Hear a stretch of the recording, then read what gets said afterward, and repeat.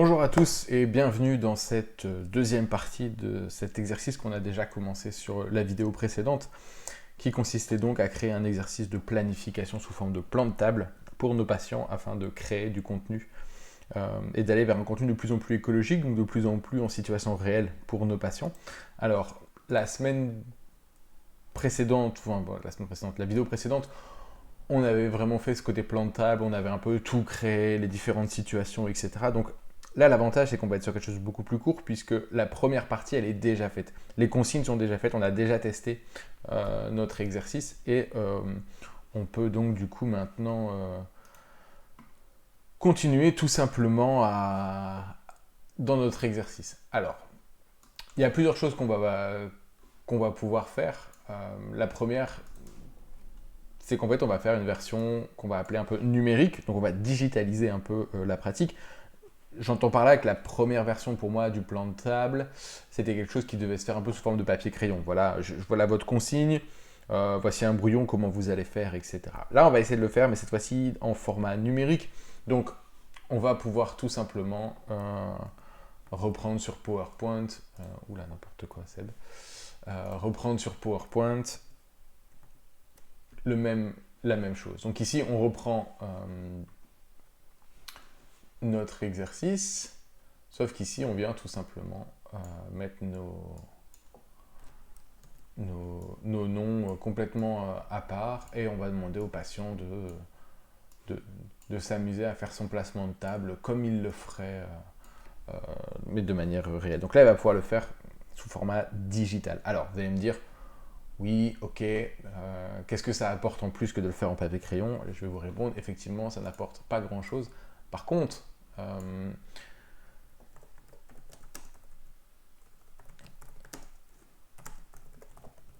on va pouvoir peut-être aller venir travailler sur quelque chose d'un peu plus rigolo, on va dire, et essayer de trouver euh, voilà, un petit format qui pourrait correspondre et qui nous offrirait peut-être la meilleure vue, quoi. Une vue de dessus serait l'idéal, ou une vue de trois quarts. Ouais,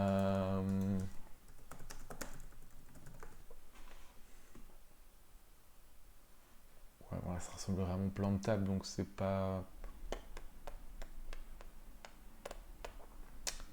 Voilà, pas prendre à pas faire mes recherches avant. Euh, Bon, ouais, on prend une, on va pas trop s'embêter. Voilà, on va prendre un trois quarts. Ouais, parfait, allez hop.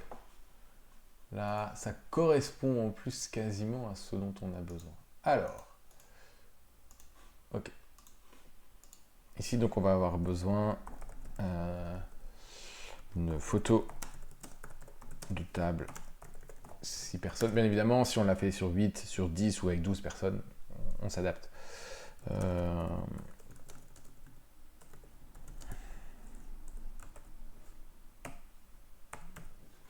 Voilà. Voilà, j'aime bien tout bien écrire tout de suite, comme ça je suis tranquille. Ok. Parfait. Ça, ce sera donc notre petit exercice. Et donc, en plus, c'est presque parfait, puisqu'ici on a la cuisine et on a un peu ce côté porte-fenêtre qu'on avait décidé de créer dans notre premier exercice. Alors, je suis un peu biaisé moi parce que la façon dont je veux le travailler après ça amène à ce schéma-là.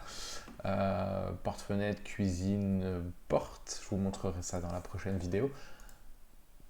Mais en tout cas ici voilà, on peut essayer de créer quelque chose d'à peu près similaire. En soi, c'est pas trop grave. Et donc ici, on va hop,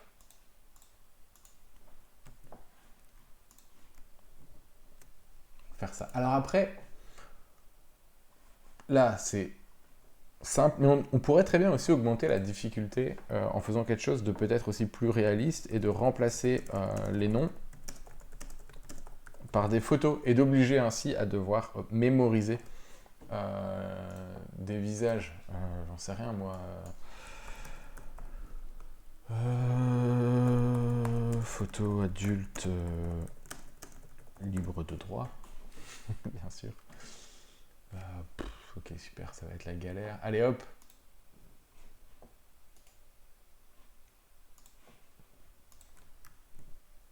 voilà, Simon. On peut remplacer, on se dit que c'est Simon. Alors après, bien évidemment, il faut qu'on se facilite la vie, il faut qu'on retienne ces informations.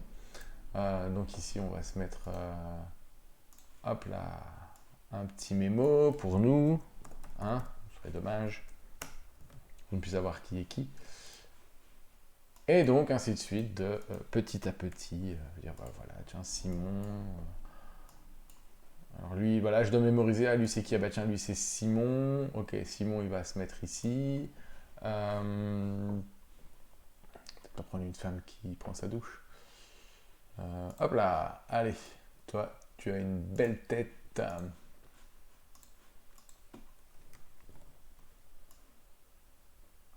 Comment on va t'appeler?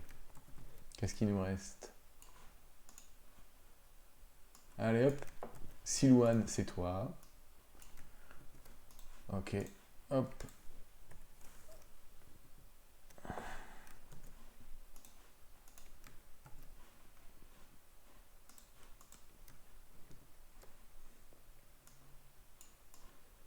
Voilà. Alors, voilà, ça, on peut le faire assez facilement avec PowerPoint, etc. Il n'y a rien de trop compliqué. Il n'y a pas non plus forcément quelque chose d'hyper marrant pour pour les patients. Mais bon, ça ajoute un petit côté qui peut être un peu plus rigolo. Voilà. Après, on aurait très bien pu aller chercher peut-être euh,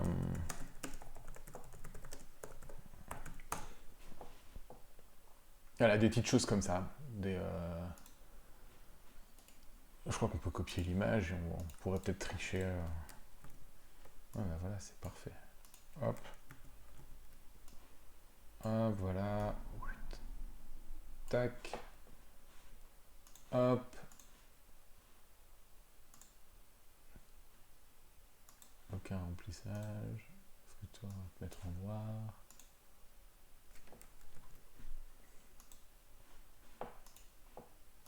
Voilà. Hop. Et on aurait très bien pu créer aussi un format comme ça pour vraiment avoir les cartons. Et donc là, dans ce cas, hop, je prends et à la place de Silouane. Ah, super, c'est magnifique. J'ai bien respecté tout le truc. Ah là là, ça m'apprendra. Ben voilà, on imagine hein, que vous avez compris l'idée. Vous avez compris l'idée.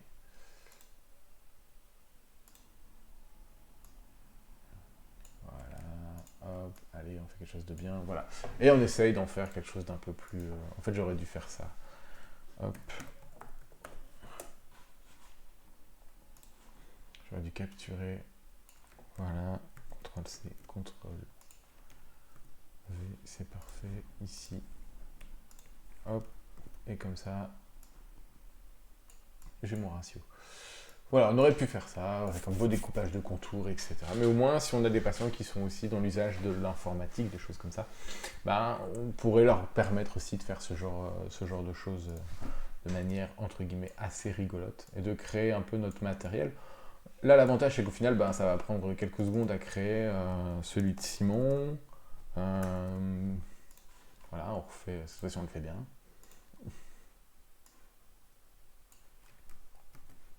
Voilà. Ok, celui de Simon, il sera là. Hop là. Et ainsi de suite. Voilà, vous avez l'idée, vous pouvez faire ça avec les hommes, avec les femmes, on s'en fiche. Et donc, il peut y avoir des choses un peu plus intéressantes à pouvoir créer sur ce genre de choses. Alors après, quelle serait l'étape au-dessus? Ben, ce serait de...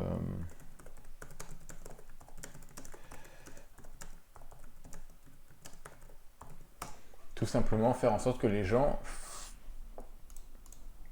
font vraiment un plan de table en vivo.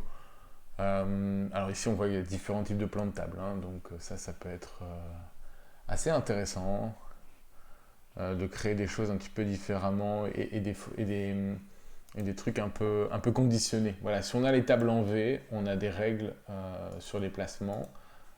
Si on a des tables hantées, table royale, j'apprends plein de trucs, c'est bien ça.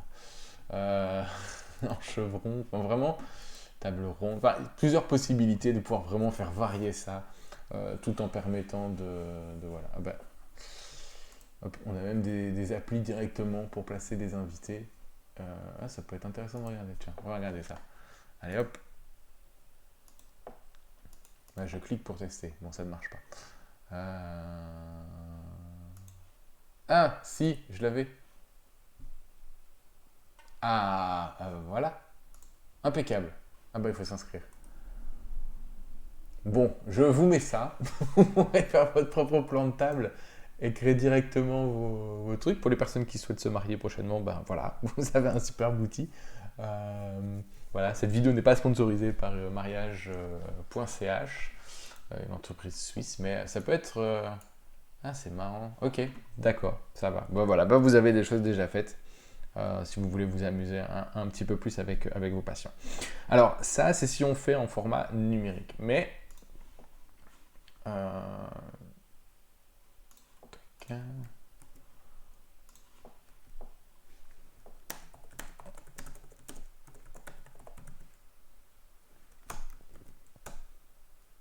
on a aussi le besoin de créer ce que moi je vais appeler une situation in vivo. Un environnement réel. Alors, je ne peux pas filmer chez moi parce que ça s'y prête pas forcément, même si j'ai une table de 6 personnes et puis c'est pas le plus intéressant parce que ça fonctionnera pour moi, pas forcément pour quelqu'un d'autre. Donc, ce qu'il faut essayer de faire, c'est alors, vous avez la possibilité de faire varier un petit peu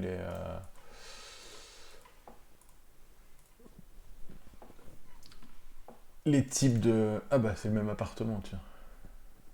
Ah ok, c'est un truc de location. Ok.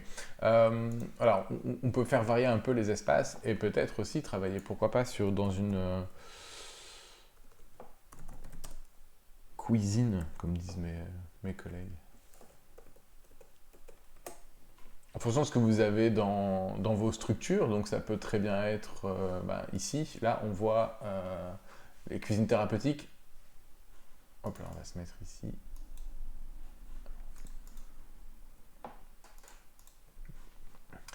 Et après, on adapte à ce qu'on a sous la main.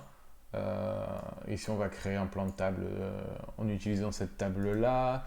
Ici, j'ai un autre format de table. J'ai plein de formats de table. Donc, en fait, ici, c'est pas forcément... Ah, ok. Bon, là, c'est pas du thérapeutique au sens médical. Enfin, de ce qu'on pourrait avoir, mais ça peut être des choses intéressantes. On pourrait faire ça avec les jeunes qui apprennent aussi à recevoir chez eux ou qui veulent faire des activités en groupe. Et les jeunes qui sont en difficulté sociale, parfois, c'est difficile de travailler avec telle et telle personne, etc.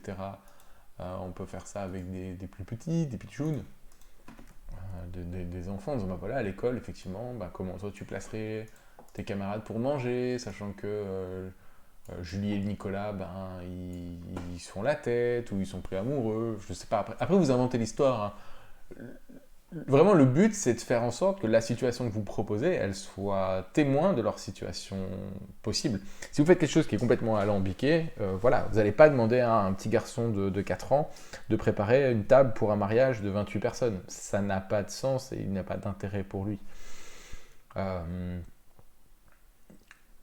Ou même une petite fille, ou peu importe, c'est juste que, voilà, il faut une logique. Il faut une certaine logique, voilà, je reçois des gens, j'ai des invités chez moi, mais moi j'ai pas 6 personnes, à chaque fois je ne reçois que 2 personnes de plus, et alors faire des plans de table à 4, c'est pas forcément pratique, mais voilà, donc c'est essayer de proposer quand même quelque chose qui soit assez intéressant et assez varié pour qu'il puisse avoir des dispositions différentes pour imaginer les choses différentes. L'objectif pour le patient, c'est de faire preuve de flexibilité surtout et de planification. Je planifie, ok, c'est comme ça que je veux faire, c'est comme ça que je vais faire si j'ai cette disposition-là. J'ai une autre disposition pour X raison où quelque chose vient interférer et à ce moment-là, comment je fais? Alors, pose aussi un peu la question en in vivo des distracteurs. On a vu qu'on souhaitait mettre quelques distracteurs. Ici, on reçoit un téléphone, un SMS, etc. Jouez le jeu à fond. Faites-le vraiment à fond. Mais utilisez le téléphone de service, il doit décrocher. Utilisez même un faux téléphone ou un autre téléphone. Et vous appelez depuis votre téléphone. Si vous avez le numéro des patients, ben vous leur envoyez un SMS pour qu'ils soient dans la situation. Donc là aussi, il va falloir placer ces choses-là ou faire ici une petite, j'en sais rien moi, une petite animation. Hop là. On peut faire un truc très simple. J'ai un copain qui est dans le design, j'aurais dû lui demander de me faire le truc complet. Ah, ouais, voilà. Enfin, c'est pas très. C'est pas ouf. C'est pas gratuit ces trucs-là, quoi. Ouais. Ouais, à la limite. Ouais, bon, vous savez quoi, c'est juste une démo, on va pas chipoter. Et quand même faire trouver un truc sympa, quoi, tant qu'à faire. Autant faire le truc bien jusqu'au bout. Non, il veut pas. Tant pis. Hop là. Et donc ici, je viens mettre. Je suis sur du numérique. Tac. Insertion. On va mettre du texte. Hop. On va pas trop se prendre la tête. C'est X. Je viens avec Y ce soir. Hop là. Donc après, on n'hésite pas. Hein. J'ai envie de dire, on fait le truc jusqu'au bout. Moi, je serais d'avis de faire vraiment le truc, mais vraiment, vraiment, vraiment jusqu'au bout, quoi.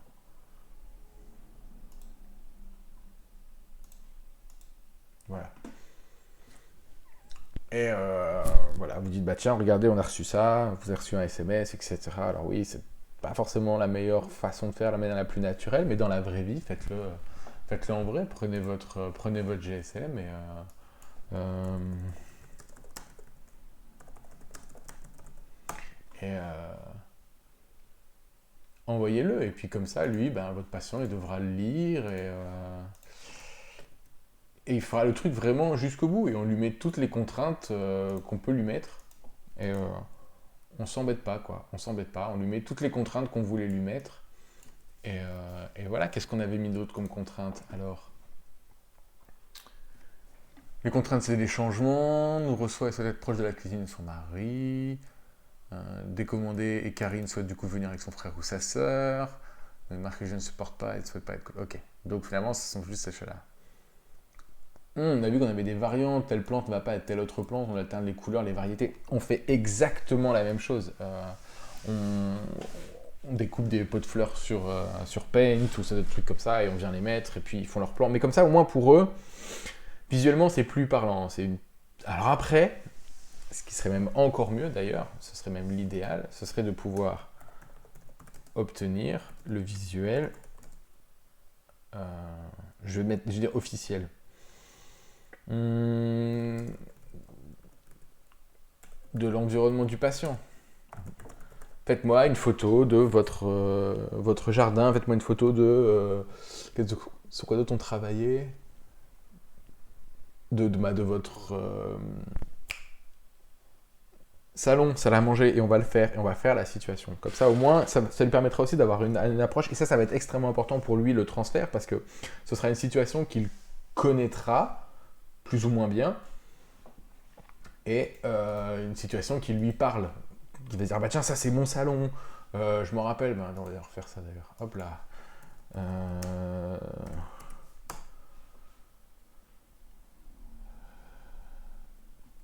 Ouais, alors j'ai cette image, je dis salon des grands-parents, un peu particulier et typique, donc voilà, mais ouais, mais genre c'était un peu comme ça quoi.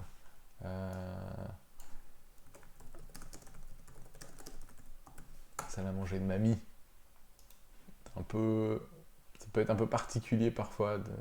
Ouais, voilà, ça typiquement, ça ressemble à ce qu'on peut avoir quoi.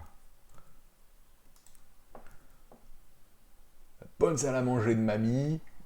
Voilà, ceux qui ont ça chez eux et qui ne se sentent pas papy-mamie, je suis désolé d'avance, mais voilà, c'est l'image que j'en ai. Donc voilà, ça peut être des patients un peu plus âgés, mamie ou pas mamie, hein. Bien évidemment, vous comprendrez bien que c'est ironique et c'est pour faire un peu d'humour, mais voilà, ou après on aurait pu avoir des tables un peu plus petites, bon, on se reçoit là-dedans. C'est possible, c'est possible. Donc voilà, on peut avoir quelque chose de plus réaliste, c'est la photo de chez le patient et on travaille à partir de ça. Et donc on va vraiment pouvoir aussi inclure le patient dans ce projet, ça va être assez intéressant, avec après l'objectif de lui dire, bah voilà, maintenant vous allez être chez vous, vous allez avoir vos 6 assiettes, vos 6 trucs, etc. Et je veux que vous le fassiez, je vous donne les consignes, et vous le faites. Vous le faites chez vous, et vous m'envoyez soit une photo, soit que vous me remettez sur le plan ce que vous avez fait, et on verra quelles sont les erreurs. Et on essaie de faire en sorte qu'il puisse se chronométrer ou ce genre de choses, et pour voir aussi un petit peu comment lui, il se sent par rapport à ça. Et ça va être extrêmement intéressant. Donc on est passé d'une situation lambda complètement arbitraire, que l'on crée de toutes pièces, à quelque chose d'un peu plus réaliste, grâce à mes talents de Photoshopper. On est sur quelque chose d'encore... Et là, on peut être sur quelque chose d'encore plus réaliste, de concret, où vous allez pouvoir être avec lui, l'accompagner, prendre des mesures sur le temps, les erreurs qu'il fait, etc. etc. Donc voilà, ça va être beaucoup plus intéressant. Et donc, la prochaine fois, on verra comment on peut le faire en réalité virtuelle, comment on peut créer cette situation-là dans un logiciel que je vous présenterai par la même occasion. Je vous ferai pas tout le montage parce que ça va pas être intéressant. Je vous ferai peut-être soit en accéléré, soit je ne sais pas encore, mais vous verrez, vous comprendrez un petit peu que c'est assez simple de le faire et de pouvoir faire des modifications spécifiques à certains moments. Mais en tout cas, voilà, ce genre de choses, ça peut être fait très facilement et très très rapidement pour vos patients. Donc je vous dis à la prochaine fois pour la prochaine vidéo. N'oubliez pas de vous abonner, de partager, de mettre le pouce bleu, comme ça, moi, ça me motive à continuer et ça veut dire que ce que je fais, ça vous plaît et ça vous intéresse surtout. C'est pratico-pratique là, hein. On n'est pas sur du théorique, on est sur du pratico-pratique. Ce sont toutes mes astuces que j'ai utilisées dans tous les jours. Je finis de remplir quelques éléments d'information là et je le mettrai dans la description. Voilà, je vous souhaite à tous une bon après-midi, et pour ceux qui ne verraient pas mes vidéos d'ici la fin de l'année, je vous souhaite de bonnes fêtes de fin d'année.